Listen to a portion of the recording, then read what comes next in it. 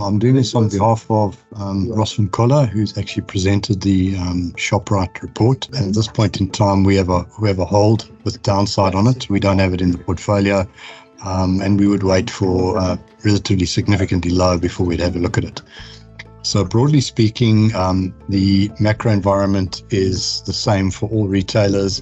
Inflation pressures weighing on their margins, but probably bigger impact is load shedding and SA's infrastructure challenges as a general rule. For this particular company, it took off 0.5%, 0.6% of their margin, which luckily they have the ability to withstand, but it still doesn't make for a pretty picture. There's a strained consumer because we're shifting more to private label. That's a pretty good news story over time, given the fact that the margins in private label tend to be higher than the margins on the branded goods.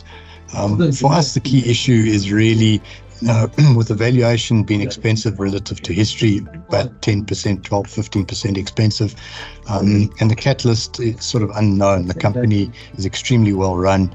It is doing very well, and it's not underperforming. So the question is, what would make it cheap enough to get into? You'd need some kind of stumble before it would be more interesting, and the company continues to do exceedingly well. Obviously, the issue for them is that they're so big that they tend to grow with the market. So, yes, they're adding, pet stores, and they're adding, we know the booze stores, the pet stores as baby stores, but, that doesn't move the needle in a company where it's got, so many stores already in place.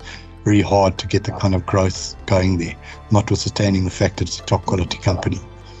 Thank you very much for joining us today.